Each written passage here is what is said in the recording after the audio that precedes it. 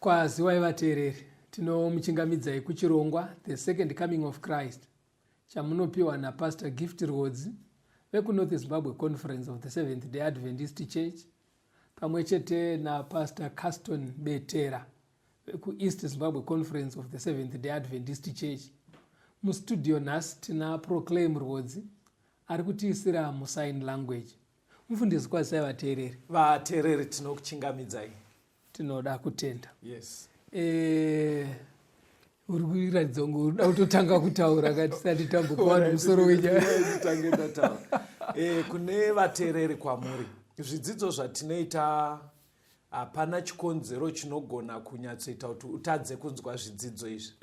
Zvese zvekumashure zvatakaita tiri kuzviuploada paYouTube. Kune vane application iyoyo inowanikwa pamafoni, inowanikwa pamalaptop, munogona kuwana zvidzidzo izvozvi. Vanotarisa futi paTV every Sunday nenguva dza10 kuseni, chidzidzo chino ichi chinenge chiripo, zvirongwa zvine izvi. Vanonzwa paradio nenguva dza2 p.m. masikati musi weSunday, munogona zvakare kunzwa zvidzidzo zvine izvi. Kune vamwe vekuti unenge uri pabasa, urida kuenda kumunda kana kuti uri kutravela, pafoni chaipo ndofunga nhare zhinji dzataanadzo unogona kutonzwa nhefenuro pafoni uchiteerera uri kumunda kwako, uri pakambani pako, uchitravela, uchidriver. Ngatitorei mukana wekuti tiedze kushandisa zvese zviri at our disposal kuti tinzwe zvidzidzo zvine izvi. Ndofunga ndozvandingangotaura. Zvazvichioneka pachizo pako kuti handisive kuti ndoda kutanga nekutaura. Because kune vakawanda vanenge vachiti kunotaita dambudziko rechakati. Saka unotozomudza kuti aiwa kana kwaita dambudziko iri, wadii kuita pafoni, wadii kushandisa radio. Vamwe vane even kumamisha kwekuti hakuna magetsi, vanenge vaine masola. Saka unogona kuwana minzi idzodzo dzekuti usarasikirwe nechirongwa. No, zvakanaka. Musoro wedu wenyaya wanhasi vateereri unotiwo zvinoita here kukopa akafoira. Okay. Zvinoita here kukopa akafoira. Muda kundipindure. Right, musoro wenyaya wemufundisi. Uri kubva pamubvunzo uri kubvunzwa nevateereri. Vari kuti kudii? Vateereri vanotiwo nguva nenguva munotikurudzira kuenda kuvavakidzani vedu vanopinda chechi yeSeventh Day Adventist. Okay. Kana kuti tinobatsirwa pamibvunzo yedu nezvimwe zvatingada kunyatsonzwisisa. Asi tiri kunowana kuine dambudziko. Kwatavatenda munobvunzo. Anzi dambudziko guru ratiri kusangana naro nderekuti vanhu vacho vamuri kutende kwavari tiri kunoona vasiri kuita sezvamuri kudzidzisa kuti ndozvinodiwa neBhaibheri. Saka muruda kuti imimi tiende kuvanhu vakadaro. Saka mati zvinoita here kukopa akafoira? Muteereri ari kutobvunza kuti zvinoita here kukopa munhu akafoira. Atadza uchinyatsoona kuti panapa metsi yanyora iri wrong. But munozwa kuti ipapo ndogona kubva ndambokurudzira kwete kwatiri kuti vabvunze mubvunzo chete kunhengo dzeSeventh Day Adventist, but kutokurudzira vatendi vese vanoenda kumachechi. Because patinoitisa zvidzidzo vateereri, munhu akaita mubvunzo zviri likely kuti abvunzwawo vagara vari kuita zvekunamata. Saka nekunamata kwamunoita nekumachechi kwamunoenda kuya, ngatimirirewo chokwadi chemubhaibheri. Hazvisi kungoreva maSeventh Day Adventist chete. Handiti angawo munhu anoenda kuchechi ipi, vanonzi vatendi, ngatiraramewo zvekuti tiri muno mustudio tikakurudzira vateereri kuenda kuvatendika kusanoite dambudziko. Tirarame shoko raMwari remubhaibheri. Muri right mufundisi. Yes, saka chititungamirira itinzo. Now mubvunzo iwoyo wakamboadreswa naJesu. Jesu mazuva aifamba panyika akataura zvinoenderana nemubvunzo iwoyo wekuti ko vanonamata kana vasiri kuita sezviri kurayirwa nebhaibheri. Now Jesu akapindura vanhu aitomubvunza nyaya iyoyo.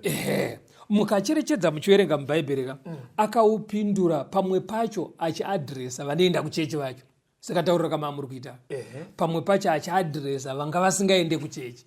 Saka ndo patoda kuti titarise tinzwe Jesu achipindura mubvunzo iwoyo uri kubvunzwa nevateereri kuti tinoita sei kana tasvika pachimiro chakadaro. Handei kuna Luka 13. Alright. Luke 13 verse 23 kuenda pa29. Luke 13 verse ya 23 kuenda pa29. Right. Mumwe akati kwaari, Ishe, vachazoponeswa vashoma here? Akati kwavari, irwai kupinda nesuo rakamanikana, nekuti vazhinji ndinoti kwamuri vachatsvaka kupinda asi havangagoni. Panguva iyo kana mwene weimba asimuka azarira suo, imi mukatanga kumira kunze mukagogodza pasuo muchiti, Ishe, tizarurirei. Iye akapindura achiti kwamuri, handikuzivei imi kwamakabva. Zvino muchatanga kuti, taidya tainwa pamberi penyu, uye maidzidzisa panzira dzomumisha yedu. Asi iye uchati, ndinokuudzai handizive kwamakabva. Ibvai kwandiri imi mose vaiti vezvisakarurama. Apo pachava nekuchema nekugeda-geda kwemeno, kana muchiona Abhurahamu naIsaka naJakobho nevaprofita vese vari muushe hwaMwari, asi imi maburiswa kunze. Vachabva mabvazuva nekumavirira nokumusoro nezasi, vakagara muushe hwaMwari. Urikuona panapa Jesu ari kutaura nevanhu vaienda kuchechi. Right. Ndo vari kunzi vaitodya chirayiro. Ndanzwa vachiti taidya.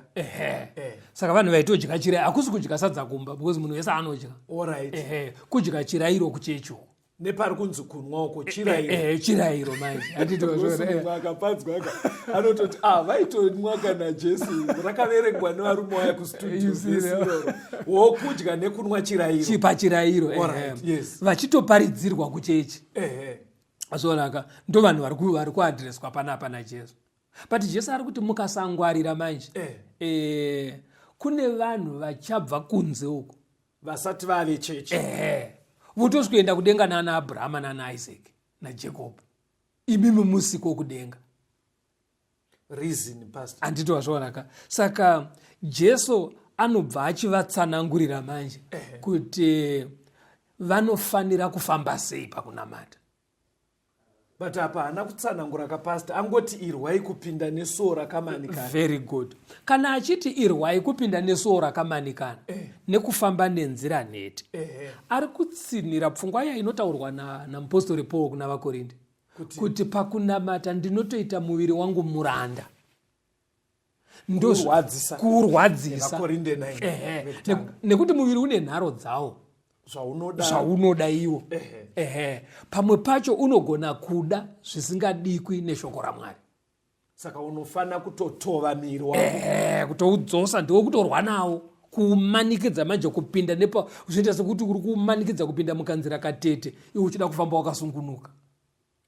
Manje mukadara hamusi kuita kunge muri kuteere nyaya yekunamata inenge nekakurwadziwa bedzi. Izvozvo ndo zvazviri kutoreva kuti pane kakurwadziwa, asi chinosaka kakurwadza kacho kasarwadza ndechekuti kumberi pane chinovavarirwa nemunhu. Saka unofanira kuti Paul ari kuti zviri necessary, zvakatofanira kuti urwe upinde nepakamanikana kuti zvekumanikidzira. Sorry pastor. Pamurutsanangura pane zvinouya mupfungwa mangu zvakawanda. Maybe asi muchidzidzo menyu. kune imwe pfungwani inotenderera kuti nengari yajesu nengari yemavanga ake kuti akatifira pagogota aive mupfumi kudenga akasweta murombo panyika kuti isusu tipfume tisununguke tichirega kutambura sezvamuruda kutaura kakudzidzisa kamuruda because ndikatokusiyai muchienderera mune muda kutiudzira vateereri kuti panenge panoda kakutambura uchirwadziwa handizvo here zvakatamburira jesu kuti isu tichinyatsoita joy jesu akatambudzikira kuti tiponeswe kubva muhuranda hwechitema tirege kunoparara nekusingapere. Ndo zvakafira jesu, ndo rusununguko rwaakatipa. Asi anotaura pane imwe nzvimbo kuti chiuyai kwandiri imi makaneta anoti mutore joko rangu Mateo 11 uyai muise joko rangu. In other words, ari kuti ibvai kwamuri kunyika uko, kana mauya kwandiri hamusi kungosvogara makasungunuka muri padhuze neni, muri kutosvikopinda mujoki. Na mumberi mujokika ine foro yainofanira kuteera.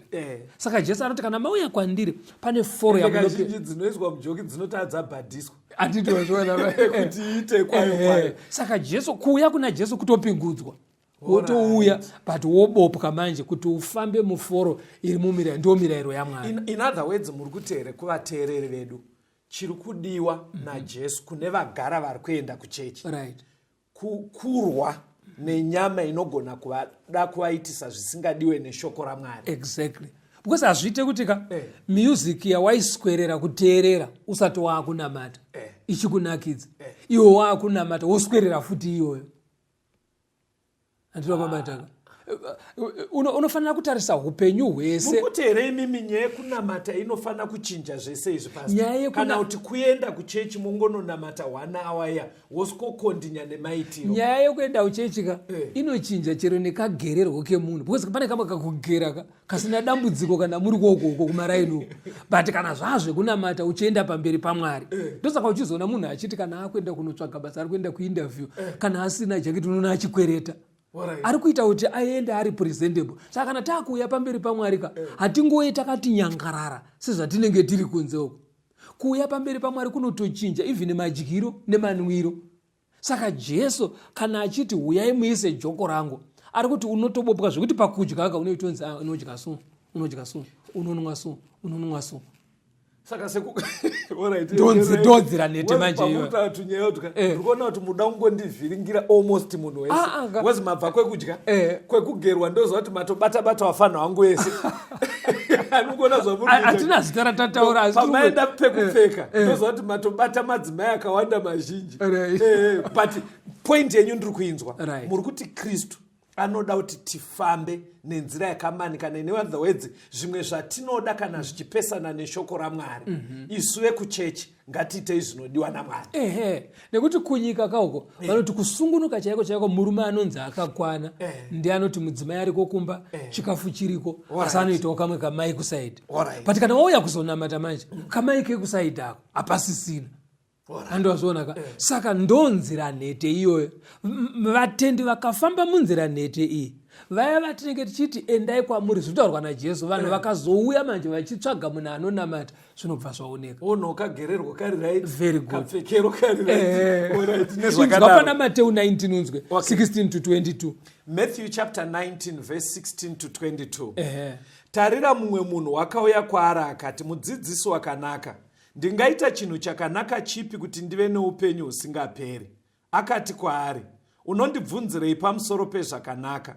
Uripo mumwe akanaka, asi kana uchida kupinda paupenyu, chengeta mirayiro. Akati kwaari, ipiko?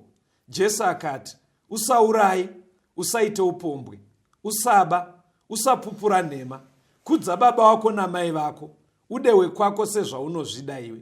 Jaya rikati kwaari, izvozvo zvose ndakazvichengeta, ndichashayiweiko? Jesu akati kwaari, kana uchida kukwana enda utengese zvose zvaunazvo, upe varombo, ugowa nepfuma kudenga, ugouya unditevere. Asi jaya rakati richinzwa shoko iri, rakaenda riine shungu, nekuti rakanga rine pfuma zhinji. Ko Maka anoti kudi aitaura ine jaya rimwe chetero pachapter 10 pavhesi 21. Mark 10 vhesi ya 21. Jesu akamutarira akamuda akati kwaari, unoshayiwa chinhu chimwe chete. Enda utengese zvose zvaunazvo, upe varombo, uye nefuma kudenga ugouya unditevere.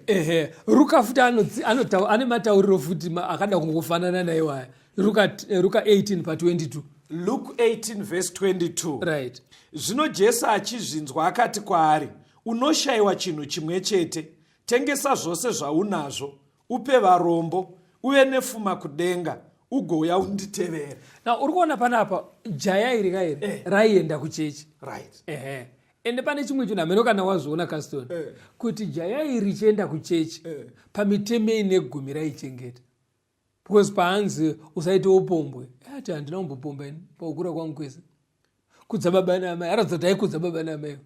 Pani pandanzwa panzi Jesu akamutarira akamuda. Right. Kuradza ndofunga mupana aisa nyepa wayo. Aisa anga asinganyepe. But chitoriwo chokwadi here tauda kutaura zvanhasi hatizedu nguva yekuti zvinoita here kuti uri jaya rakapfuma kudaro ndichiedza kutarisa vemazuva ano akapfuma vane tunhu twavo unogona here kurarama uri jaya usingaite upombwe. Izvozvo zvinogoneseka nekuti Jesu anobva ati kuvadzidzi vake vati saka kana nyaya yakadai kuponeswa kwakawo zvikanzi naJesu nevanhu zvakaoma asi naMwari zviri possible. Because anokugonesa ndiMwari ndiye anokupa simba racho. Ndosaka zvinzi vese vakamugamuchira anovapa simba kuti vanzi vana vaMwari. Saka munhu akazvimisira ari jaya akapfuma kuti ndoda kurarama zvinodiwa naMwari, Mwari vanomupa simba racho kuburikidza nemweya mutsvene. Pastor, munhu wechikomana ine motikari orega kuita upombwe. Izvozvo kana mweya waMwari, mweya mutsvene ndo basa rawo.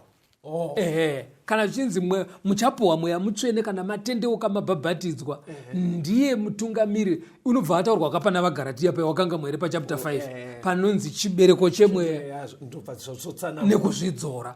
Andwazvona. Saka zviri possible. Saka jaya iri kairi ranga rakapfuma asi risingaite misikanzwa ende anga asingabe achiratidza kuti pfuma yake aiiwana nemaoko akachena. Asi Jesu anoti iye kuti ukwane. Kuna kuti munhu anogona kuenda kuchechika asingabe asingaite upombwe asi asina ukwana. Saka papa akanzi utengesa apa Jesu aida kuedza kuti Jesu akananga paive nedambudziko chairo remukomana. Mukomana uyu anga asina rudo because kunamata unofanira kuva nerudo kuna Mwari nekuvanhu. Andwazvona. Saka aive mupfumi. Unoziva kuti kune vamwe vanhu vekuti kana makavakidzana anongopinda mumota yake vam chero mungasangana pagedhi kana good morning haiti. Ane maneba asi akukumbirewo akubire motivu yonotozwa kuti indozvigarira pamba pangu handinetsane nevanhu vakambondona kumba kwavo dambudziko remvasaka pakadaro pastor vateereri vedu ari right pavanenge vachiti muruda kuti tiende kunobatsirwa nevana avo ngozveshuwa pamweka tinoita varifeya kuvanhu vari kuchengeta mutemo asi vasina rudo hakwazisane nevamwe hanei nevamwe saka pakadaro shuwaka kunyange munhu akadaroka kuriko kuri kunzi kune anzaka haungeendeka pasi ende chero unoziva kuti kune vamwe vanhu vokuitika chero akapfuma mari yake ndeyake iye chero kuhama chaiko mwana wababa munini wake anodzingwa chikoro saka iye anenge achiishandisei mari. Unoziva vafana vazvasoka anongotora iye nemukadzi wake netuvana twavo twiri kuenda kucrocodile farm kunoona makarwa. Mari iye vanobhadhara pagidhi yaka inotenga chikafu chemakarwa. Mwana wababa munini wake achiswera nenzara. Unoziva ndozvinodetsa. It's okay, mira timbonzwa kambo. Alright. Toda kuteerera tenda ateereri rambai muri pachirongwa.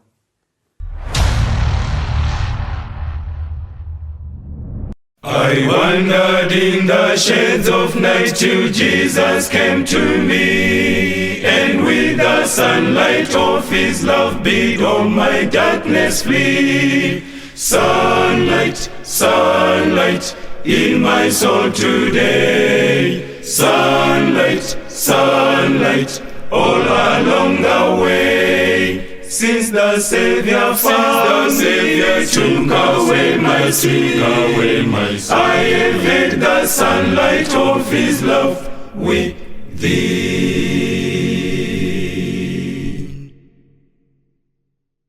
While walking in the light of God, I sweet communion find. I press with holy vigor on and leave the world behind. Sunlight, sunlight in my soul today. Sunlight, sunlight, all along the way. Since the Savior found me, took away my sin, I have had the sunlight of His love within.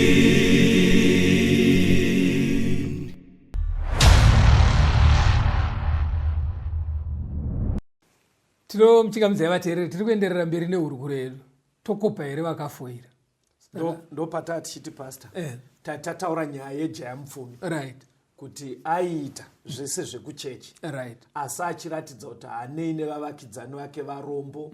Airatidza kuti haanei nevanhu. Haanei navo. Saka chipedzisai mamuchitaura pfungwa. Tatichitika munhu anoshandisa mari yaari kukomborerwa nayo naMwari. Inonoshanda zvimwe. Tata pamuenzaniso wekuti munhu anonoona makarwe. Mari yaanobhadhara achipinda pagedhi ndinotenga chikafu chemakarwe aya. Asi kumusha kune vanhu vari kutambudzika. Habatsire. Vari kutodawo chikafu. Habatsire. Andozvona haana hanya nevana vatete, haana hanya nevana vamainini vake, anotoona sekunge varida kutomudisturba. Ende kana mumaneighbors ake. Saka Jesu aida kugadzirisa dambudziko remukomana kuti unoenda hako kuchechi. Pamirayiro yese right, business rako chero ukaodhitwa nengirozi, hapana parinoonekwa kuti une dambudziko. But problem ndiyo yerudo. Musati mabva ipapo. Ndeida kubvunza kuti uyai vakapfuma. Takanangana nevapfumi. Because matsanangurira amaite kuti anogona kunoona makarwe ungori muenzaniso. Hatisi kuti kunoona makarwe kune dambudziko. Aiwa, nipapo ndiri kupabata even vateereri vedu anoziva kuti hapana chakaipa kuona makarwe. But zvinoita sekunge zvinonzi vane mari vakawanda. Lifestyle yavo yakarerekera ikoko. Saka vapfume apa mapa example muri kuti havaende kudenga here. Ndo painzi naJesu tichaneiwerenga kumberi ukwe panonzi naJesu mupfumi kupinda denga zvinorerukira kangamera kupinda nepaburi redumo retsono. Achiri vakagedhe kaduku kanopinda nevanhu pakafenzwa muJerusarema. Anyatsona kuti chinodiwa kubhalanzisa kuti ufumi hwako uchihushandisa futi kurumbidza Mwari, asi iwe uchidyawo uchifara nemhuri yako. Kana ukakwira ndege ukaenda kuVicFalls mukanoona nzou, asi usazonoona nzou usina kunoonawo sekuru kumusha. Saka ukangozvibhalansisa uchidaro muchibatsira vanhu vemuraina, hapana chichaunosarira kudenga pakadaro. Ana Jobho vaive vapfumi. Saka in other words pachidzidzo chedu ichi togona kudaro tine vanhu vari kuenda kuchechi. Handitika vesangano redu kana mamasangano vakapfuma. But zviri kuomera vateereri kunobvunza ikoko kwatine tatiendai nekuti mupfumi uyu haana hanya nevavakidzani kana nehama dzake. Saka chimirai ndipagadzirise katifamba. Imimi vateereri vedu munogona kudaro muri vesangano rino kana masangano aripo muchienda kuchechi. Kuine vamwe vakuda zvekunamata. Ende isu kuno kustudio tiri kuvakurudzira kuti mubvunzwe imimi vanhu vanogona kuva muri muchimiro chejaya mupfumi. Chiitaiwo zviri kudiwa naJesu kuti vanhu vasazongoti aiwa ngaagare nemari yake. Vanhu vototadza kuwana rubatsiro rwamuinarwo neruzivo rwamuinarwo pamusoro peshoko raMwari nengaribedze kuti hamudi kusheya pfuma yenyu. Hatiitei zvekuti tigamuchirike pamberi paMwari. Maybe ngatifambire hapo. Jesu achitaura pane imwe nzvimbo apa anga achitaura nevanhu vanoenda kuchechi. Rega unzwa achitaura nevagara vasiri vekuchechi. Mateo 5. Achitopindura mubvunzo mumwe chete iwoyo. Vasiri vekuchechi. Asangana navo vauyawo pachiboka pa nekuti vanhu vanenge vachinongedzera kuti zvekunamata izva hakuna. Unonzwa vanhu vachiti kudenga kure munhu waMwari kureva kuti hakusvikike, because anenge achiinzanisa vanonamata vacho ona iye achitovakunda pane zvizhinji. Chinzwa Jesu achitaura pana Mateo 5 verse 20. Matthew chapter 5 verse 20. Nokuti ndinoti kwamuri, kana kururama kwenyu kusingapfuure kwevanyori nekwevaFarise, hamungatongopinde muushe hwekudenga. Uri kuinzwa nyaya. Vanyori nevaFarise ndo vaienda kuchechi. Handito vazvona. Ndo vaitozika maunza avanhu vechechi. But Jesu akutaura manje kuvanhu vauya vanga vasiri pavaFarisi. Anoti imimi kana mazouya kuchechi kuzonamata, kururama kwenyu kana muchida kuponeswa muchida kuenda kudenga kunofanira kupfuura kwevanyori nekwevafarisi. Kureva kuti vanyori nevafariseka vane kakururama kari mavari, asi ikako akavapasise kuenda kudenga. Imaki yakafoira kana vaakumakirwa zvekuenda kudenga. Saka aikwada kufoirisa vanhu vese vari kuenda kuchechi. Kana ndiri kunzwa musheka muri kuita kunge zvinonzi timu rese riri kuenda kuchechi ezvinoka hongu riri kuenda, but maki yachoka haisati yanyatsoita. Tsanangurai futi mbitani. Havasi vese aiwa variko vari kutoenda kudenga, but Jesu ari kuda kugadzirisa vamwe, because kuna vamwe vanobva vati kana vekuchechi vachida iso saka isa hatichatomboenda. Jesu Jesu arida kutoburitsa pachena kuti vekuchechi mukaona vachidaro vane maka havo yati but haikwane kuti vaende kudenga. Right. Saka imimi pfuurai ivavo muponeswe. Saka kuuya uchitoswa overtake. Chinzwa unzwe zvaari kutaura manje. Pamunenge muchiti endai kune vavakidzani venyu munobvunza. Inzwa Jesu kuti anoti kudii pana Mateo 23 pavhesi ya 1 kuenda pa3. Matthew chapter 23 verse ya 1 to 3. Usati waverengaka nyaya iri kutaurwa naJesu pana Mateo 5 inyaya yekuchengeta mutemo waMwari. Kubva pavhesi ya 17 kuenda ku19 ndakanzwa achiti musafungo ndakayoparadza murayiro ende vaichengeta murayiro wanyori nevafarisi, but voita zvimwe zvavaikundikana. Saka Jesu arototi kana muchinamata tendai asi chengetai mitemo yaMwari. Pakararamiro kenyu kachengetero kenyu kemitemo. Ndabata vhesi ramamata. Saka kuvanhu vanenge vachiti pavanenge vachitaura zvekunamata pakaita kunge mumwe munhu arida kunyatsotsanangura zvinodiwa. Unonzwa kuti ndo chifarise manje chaunoda kuita ichocho. Iro vhesi riri kutoti tipfuure vafarisi. Hakusi kuti here ari kutomboita kunge vafarise kunyange asati asvika chipimo atori nana ari murodhi. Chifariseka chakanaka pamapoints avaigona. Ndo andiri kureva. Chinoipa pakunyengera. Utsotsi. Kana ukanamata uchigona zvimwe zvawagona izvi zviri correct. Asi pane zvimwe ukatadza, kutadza uku ndokuri wrong.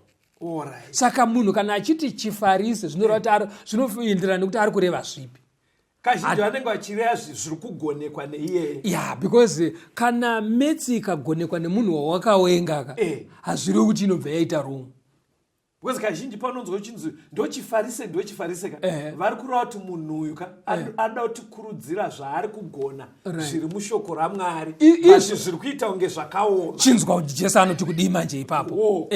Pana Mateo 23 pavhesi 1 kuenda pa3. Mateo 23 verse 1 to 3. Zvino Jesu akataura kuvazhinji navadzidzi vake akati, vanyori nevafarisi vagere pachigaro chaMozisi.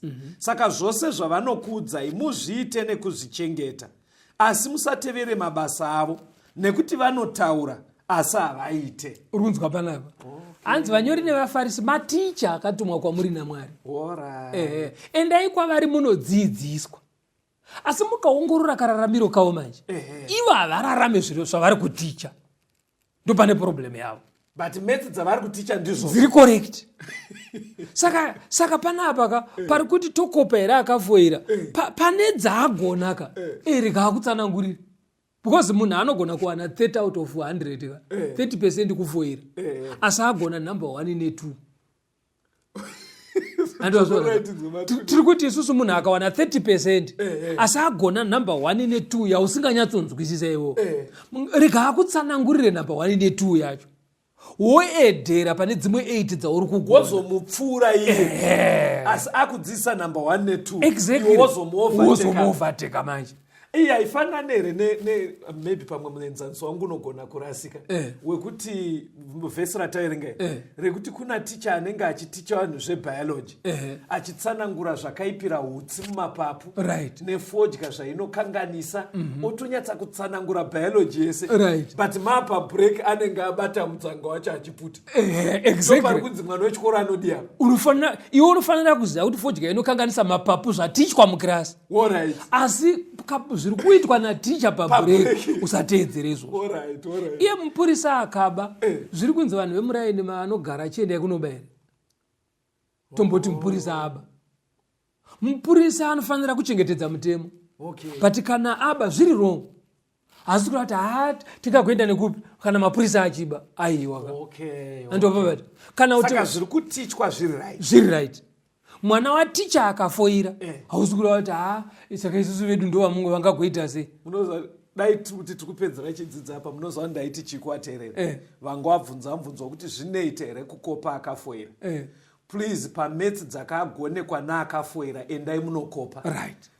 Endai munotichwa. Endai munotichwa zvechiwa ndo mabudiro ari kuita chidzidzo. Exactly. Saka endai kuvavakidzani venyu mudzidziswe zvavanonzwisisa. Right. Asi pakurarama moita zvinodiwa naMwari. Okay. Mosiyana nekararamiro kavo kariro. Maybe rega tinzwe pana Mateo 19. Mateo 19. Pa 23 kuenda pa 29 inoti kudii? 23 kusvika pa 29. Right. Tamboiverenga kei? Taverenga kwekutanga kwacho. All right. Mateo 19 verse 23 to 29. Jesu akati kuvadzidzi vake, zvirokwazvo ndinoti kwamuri, zvinoremera mufumi kupinda mushe hwekudenga. Ndinoti kwamurizve, kamera ingarerukirwa kupinda pauri redumo, kumupfumi kupinda mushe hwaMwari. Vadzidzi vakati vachizvinzwa, vakakahadzika kwazvo vakati, ndiani angagoponeswa? Jesu ndokuvatarira akati kwavari, kuvanhu izvi hazvibviri, asi kuna Mwari zvose zvinobvira. Zvino Petro akapindura akati kwavari, tarirai isu takasiya zvose tikakuteverai, tichagopiweiko?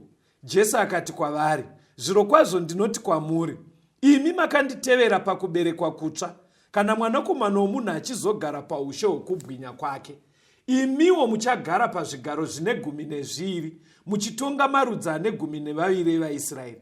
Mumwe nemumwe akasiya dzimba, kana vanun'una, kana hanzvadzi, kana baba, kana mai, kana mukadzi, kana vana, kana minda, nekuda kwezita rangu, uchapiwa zvine 100, akagara nhaka yeupenyu husingaperi. Saka uri kuona panapa, yes. Jesu ari kuburitsa pachena kuti kupfuma hachizi chitema. Ipfungwa yari kunyatsisa pachena. Chakakosha kawanirwo kaitwa pfuma yacho. 1. Iwane uchitya Mwari. Right. Saka zviri possible kupfuma uchinamata. Kutoita mupfumi ane zvinhu zvake, uchitofadza Mwari, uchitoenda kudenga. Uchida Mwari nevanhu. Uchishandisa pfuma yako kurumbidza Mwari. Ndo zviri kutaurwa panapa. Ushandisa pfuma yacho zvakanaka. Because ari kuti muupenyu hunouka unogona kuwana zvakapetwa ka100. Kana zvinhu zvakapetwa ka100 kurava kuti kuzadza matura unenge uine zvakawanda. Asi wotonamata pakupedzisira wowana eternal life.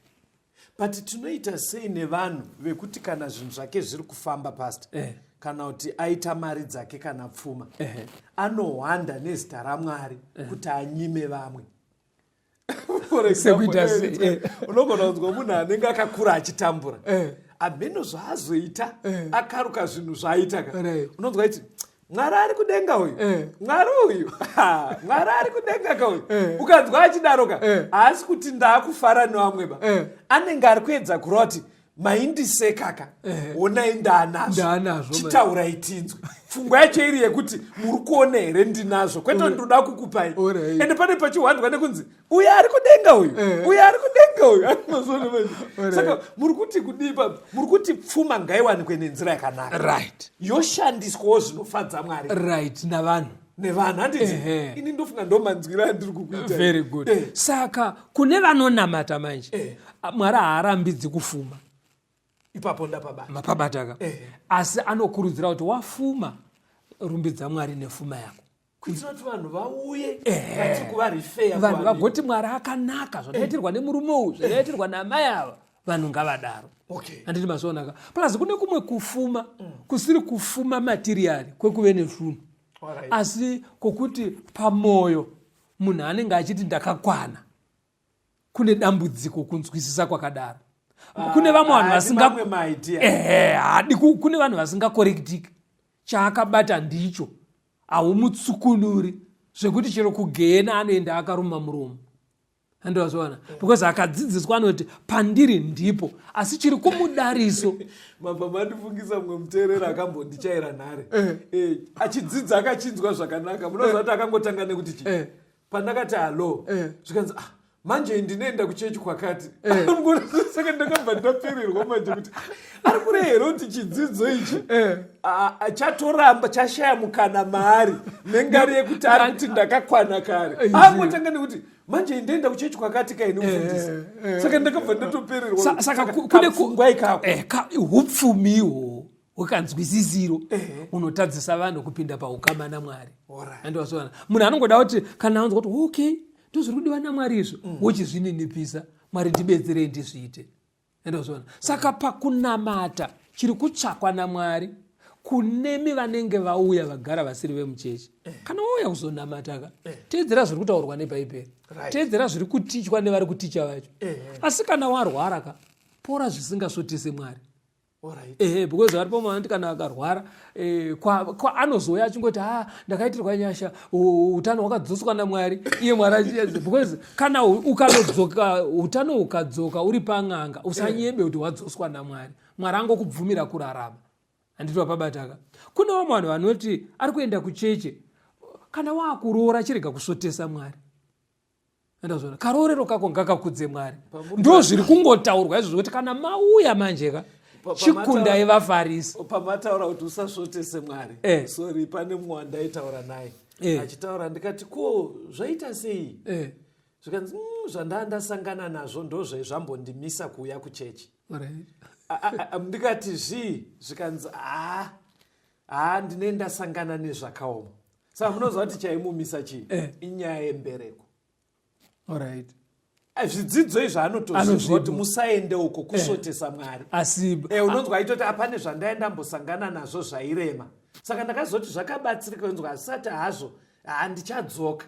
Saka pane vanhu vanotonyadzozva kuti Mwari haadi but vanoshinga kumusvotesa especially paarea yamataura yeurwere nenyaya dzevana nemuchato ukaita ngwanetsa. Vanongonyadzozva kuti uku bhaibheri haridi tiri kuenda kuna Satani asi vanoenda bedzi kuti urwere upore. Saka kana uina neighbor anoita izvozvo because kune mamwe maneighbor anoenda zvishuwa kun'anga iro bhaibheri richiramba ugonyatsoona kuti magariro avari kuita nemhuri yake handiwo anorayirwa nebhaibheri. Bhaibheri riri kuti panapa Jesu ari kuti zviri possible kuti uina neighbor akadaro iwewe unzwe zviri kudzidziswa naneighbor iyeye paari kuverevedza achienda hake kun'anga nowaprofita orega kukopa. Handiti wazviona maybe zvinoda kuti timbonzwa kambo tigoya tienda mberi. Rambai muri pachirongwa vateereri.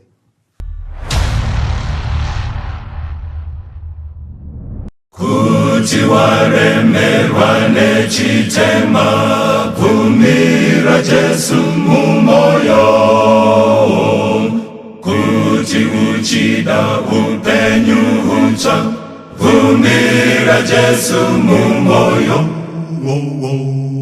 Kwapera kupokana nasi usamurambe chizarura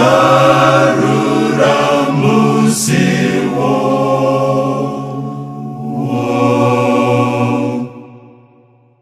Bvumira Jesu moyo. Kana uchidisa kuchenurwa bvumira Jesu mumoyo. Aripo matsime ekusambwa bvumira Jesu mumoyo. Kwapera kupokana nasi usamurambe chizarura musiwo.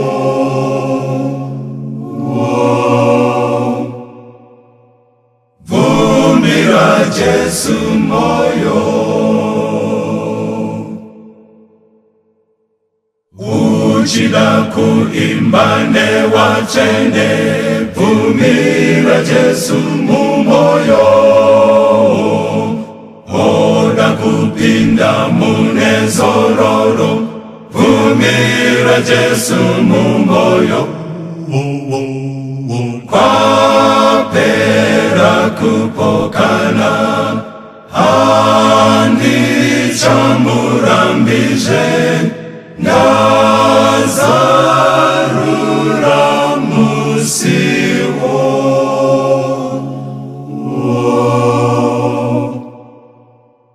Jesu apinda moyo.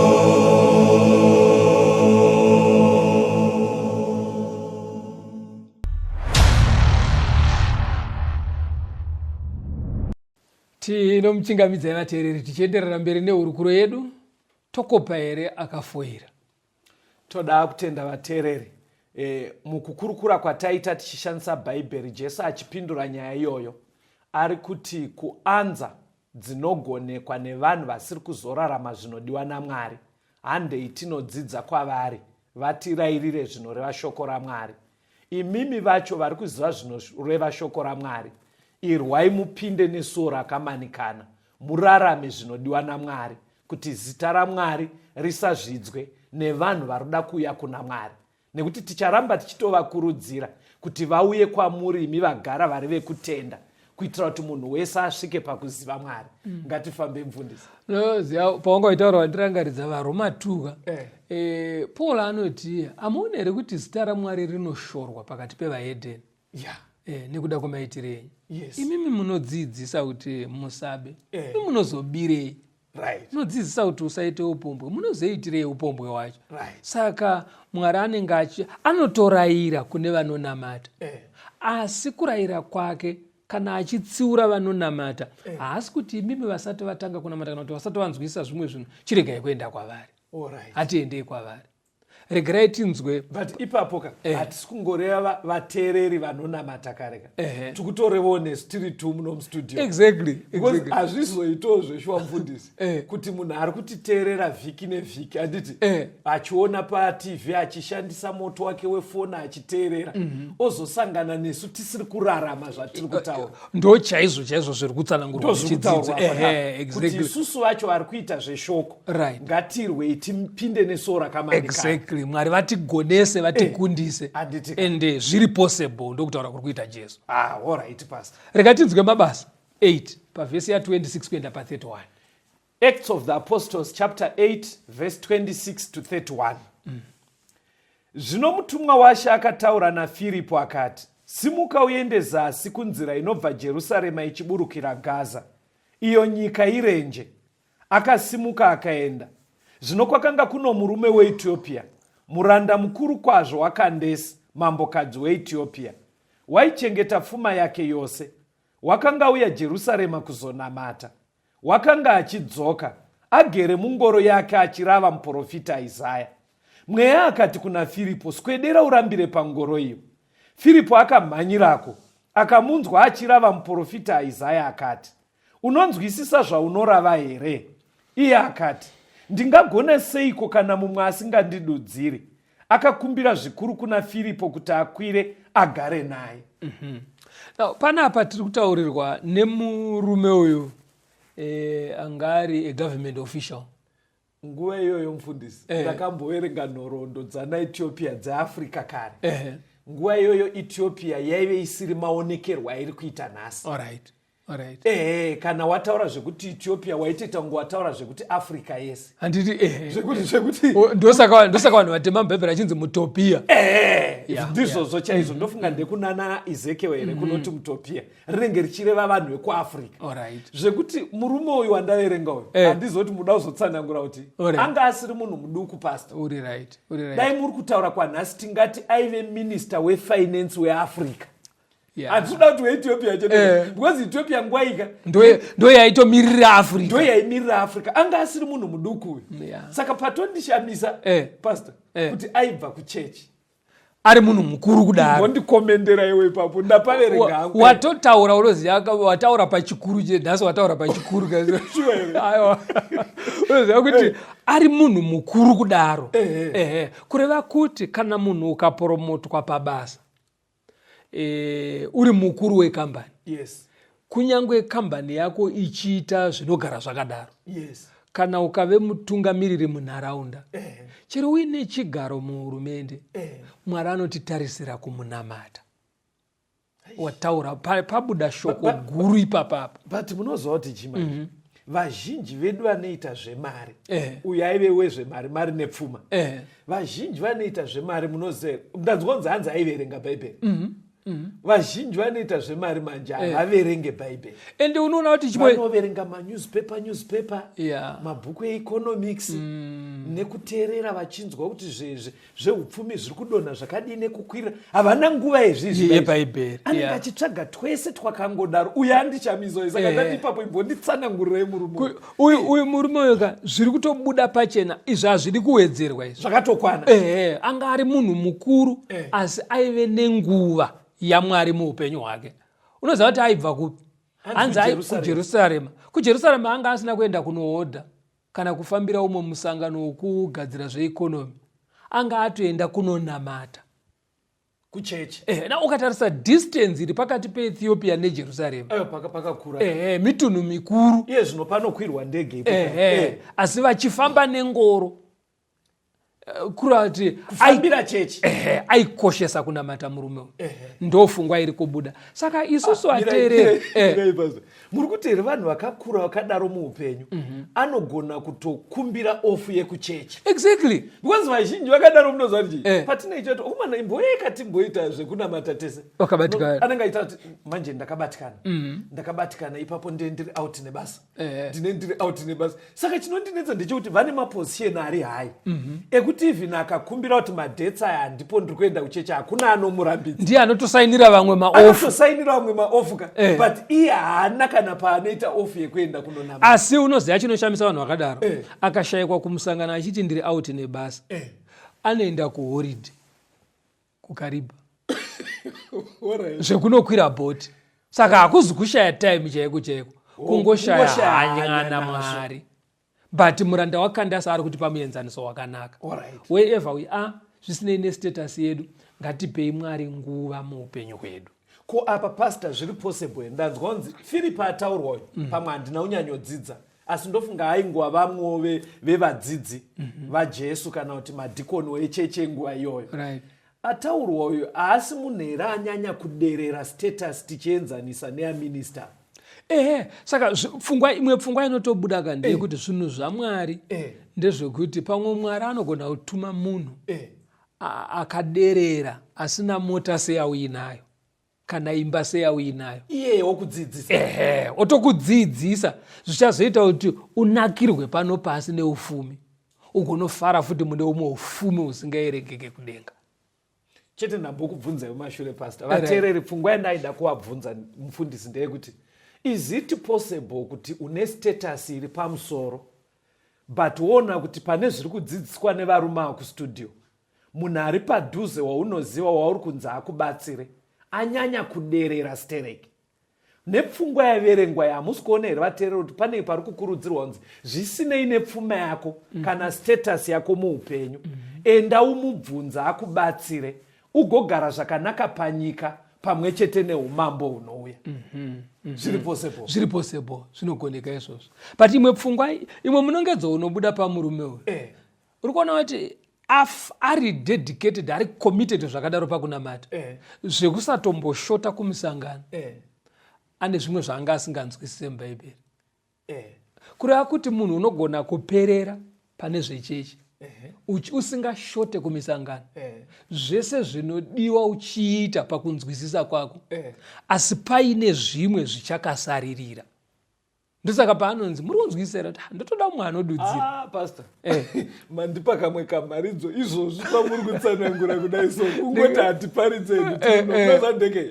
pamatsananguraka ndabva ndatofunga kuti inini neni kusanganisira vari kuti pamasaisai kuti zvisvike kuvanhu hatizi here tine tatotumwa saFiripo kune vamwe uri right ipapo kuti wakumana kuna vanhu vari serious nekunamata but vari kuita musiya padiki pane pamwe parida kugadzirisa exactly because ndinotofunga kuti muchimiro chanhasika tikutoita kunge Firipi inini nemi so exactly kubatanidzira nevese vari kubatsira kuti chirongwa chisvike kuvanhu ipapo ipfungwa ndopfungwa chaiyo inoda kuti muteereri wese azvikoshese nekuti ukaverenga vhesi 38 na 39 yechapta yawaverengai 38 na 39 yamabasa 8 iri kuti akarayira kuti ngoro imire, vakaburukira vose mumvura.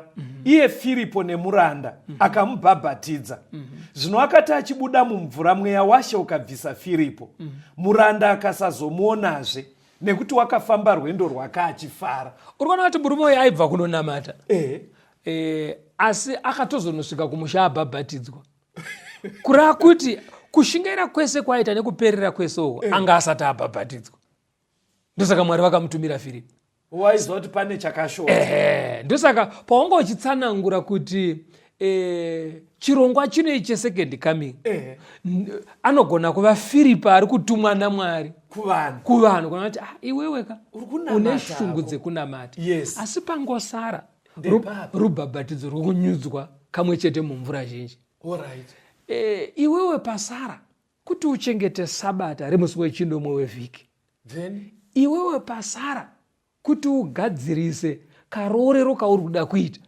Iwewe pangosara chete pfuma yako inobva kuna Mwari. Dzosera chegumi kuna Mwari. Mumwe anenge achikurudzwa kunzi ida hama dzako. Very good. Mumwe achinzwa uri right but hausi kuona kapfekero nekadyiro. Umwe achinzi chiregera zvekuenda kun'anga izvo.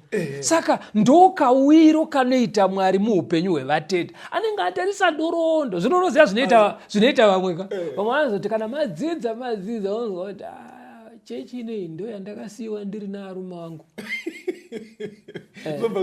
Zvobva zvoshaya basa. Andizvazvona. Mwari anyatsoona kushingaira kwako kwese, makore yako ese, wakaroorwa uri bandara, une makore zvino wagumaura, urimo muchechi uri kungoshingaira. Mwari onyatsoona kuti pangosara ndepapo bedzi. Titumire chirongwa titumire Firipo. Chouya chirongwa checho kuti panapa murume wangu paakafa akandisiya ndiri panapa. Yeti kune dzimwe shirikadzi dzakatama dzikaenda kuminda mirefu. Haana kuramba akagara achiti pane makuva evarume. Akasiya nekuti aitsvaga ndimo. Pati munhu kuti asiye agoita zviri kudiwa naMwari kuti aende kudenga. But mukoma ndikakutorai saFiripi waiye zvinezvi sezvataverenga apa. But kune vamwe kavekuti vanenge vachiti Give Rhodes. Takadzidza nayo. Unaziva kuti kuna anongorambira medzi izvozvo. Muri pana takadzidza nayo. Izvozvo zvatokwana. Izvo zvinoitika. Zvakuti panopera program chaanongota ndecho takadzidza naye kamufano. Zvotopera. But haana chaanoita. Ndinozvo. Iye Jesu ka akakurira paNazareta. Zvoti kunotora nevamwe vanhu vaitoonana navo paNazareta. Ndiye akandivezera chituru ichi because aishanda mucarpentry shop yaJoseph. Ndiye akandivezera chituru chandakagara ichi. But hazvina kubvisa umwari hwake ndaaveza chituru. Vateereri, nguva yedu iri kufamba but chimwe chandaona pari kutsanangura mufundisi ndechekuti programu inei kutaura chokwadi. Masaisai paari kusvika kwamuri paredhiyo, vanoenda paYouTube, vanotarisa patelevision. Kutaura chokwadi itori imwe nzira yatumwa naMwari kwamuri vatendi kuti tinyatsosvika chiyero chiri kudiwa naMwari. Jesu akuuya tiponeseke. Vamwe vedu tagara tiri kutonamata but changosarira kubhabhatidzwa sezvinoreva Bhaibheri. Mwari ngaatibatsire vateereri. Fambai pastor tipese. Mateo 19:17 inoti kuti ibetere. Mateo 19 verse 17. Right. Akati kwaari, unondibvunzirei pamusoro pezvakanaka? Uripo mumwe akanaka, asi kana uchida kupinda paupenyu, chengeta mirayiro. Ko verse 26 yacho. Verse 26. Jesu ndokuvatarira akati kwavari, kuvanhu izvi hazvibviri, asi kuna Mwari zvose zvinobvira. Saka pane pfungwa iri kutsimbidzirwa naJesu kune vagara vachienda kuchechi. Nevane shungu dzekuti vanamate. Ari kuti iye chinhu chakakosha kana watenda, chengetai mitemo yaMwari. Ende anobva atsinira achiti zviri possible vanhu vanogona kuona sezvakaoma. Unozwa vanhu vakuita kune tumwe tumatsumo tunofemerwa naSatani ka. Unozwa vaita hanzi zvakaoma sekunamata. Zvakaoma sekunamata. Andozva vanhu varida kubva vaita sekuti kunamata hakuzi possible. Chitonge chinhu chakaoma. Chisingasvikirike.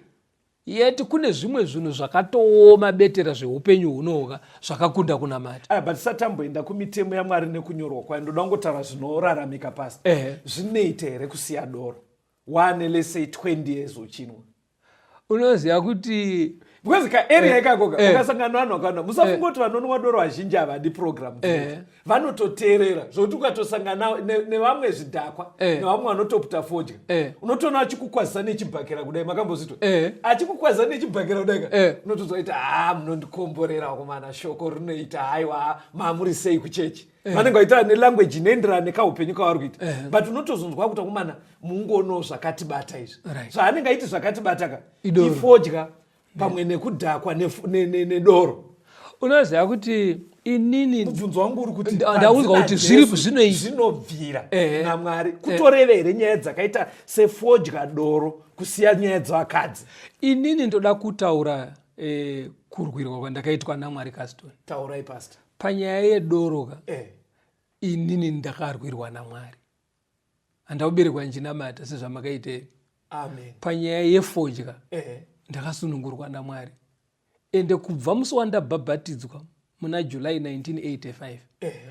Utsi hwefodya. Ndetinacho munotori naro July 1985. Utsi hwefodya ka ndehwekutokanganiswa nevamwe vanenge vachiputa pandopfuura napo. Apaisina here havi chikara chavanotaura chaivo kuti ndikunzwa chikara unoona munhu akusheka ruoko kudai. Musi wandakabhabhatidzwa naPastor Giwa ndotorangarira Pastor Giwa vakafa vezvino vakataura kuti vakomana pandiri kubhabhatidzai namatai ukumbire chimwe chinhu kuna Mwari chaunoda kuti akuitire. Mvura mama akupindawo musimba raMwari riri kukuperekedzai. Unoziva ndogara chitoti dai ndakangokumbira zvakawanda because chinhu chandakakumbira vachindibhabhatidza ndakati Mwari ndokumbira kuti kana ndabuda muno ndisafe ndakamwa doro, ndisafe ndakaputa fodya, ende zveshuwawo unoziva pavhiki randabhabhatidzwa iroroka mangwana acho Sande ndandine mafriends anga asingaende kuchechi vakatouya vachinditora semazivese tikatoenda kwamatanda kujei kuya wokuchitungwiza kwamatanda kujei takatoswera tese tiri kubhawa asi musingano asi kana vakutenga raundi ravo ndichitenga fanda chitenga fanda mbo ndandisina shamwari kuchechi asi ndandangobhabhatidzwa. Pakazoperera 3 months vakavasisa nditore asi ndakaona vanenge vakuzviona kuti tasiyana give wachinja. Vateereri toda kutenda naMwari zvinobvira hatiuye tichengete mitemo yaMwari tibhabhatidzwe. Onekai vateereri. Tinotenda vateereri. Saka semazuva ese kwamugere ikoko kune shamwari dzenyu maneighbors hama vanopinda sangano rema7th Day Adventist. Kana paine pamwe pamunoda kubatsirwa tinoramba tichikukurudzirai endai kwavari nemibvunzo yenyu. Ivo vanoziva kwekuenda nevanoziva mabatsiriro avanofanira kuti vakuitei. Tirambe tichisangana muchirongwa chinechi tigosangana muchikamu chinoteera. Kana maona zvekuenda kuhama kuvakidzane zvichiti nonoke mogona kutifonera kana kutumira mibvunzo yenyu paWhatsApp maSMS panhamba istorai nhamba idzi 0775 460 175 0775 460 175 kana kuti 0716 452 086 0716 452 086. Mwari vave nemi. Soko rakanaka kunesu vafambi apo tinoenda pasipo asi muponesi achazouyaje kutonga umambo wakewo ariku uya nekukasika Jesuje arikudzoka nevafambi vake vachazotorwa apo Jesu ouya. Makuwa ekare apo vanorara vafambi vakafa na Kristu vachazarurwazve vanhu vanomuka vachapona pamwe naJesu ari kuuya nekukasika Jesuzve ari kudzoka nevafambi wachazotora hapo Jesu ouya. Tichasangana kumusha wekudenga, tichaimba ngekuponeswa, vaponesi vovachabva pasi rese, vanamate mambo wedenga. Ari kuuya nekukasisa, Jesuze ari kudzoka, nevafambi vake vachazotora hapo Jesu ouya. Haleluya, amenize haleluya, nekudawira tichasvika, namatasimbira kufaradakara, topfeka mbiri yekudenga. Ari kuuya nekukasika, Jesuze ari kudzoka, nevafambi vake vachazotora hapo Jesu ouya. Haleluya, amenize haleluya, nekudawira tichasvika, namatasimbira kufaradakara, topfeka mbiri yekudenga. Ari kuuya nekukasika, Jesuze ari kudzoka, nevafambi vake vachazotora hapo Jesu